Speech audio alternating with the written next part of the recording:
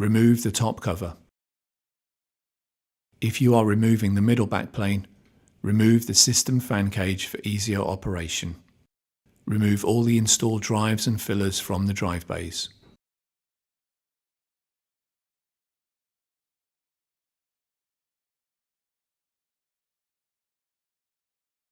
Slightly pivot the release latches outward and pivot the backplane to release it from the 2 pins on the drive cage. Carefully lift the backplane out of the drive cage. Disconnect the cables of the backplane.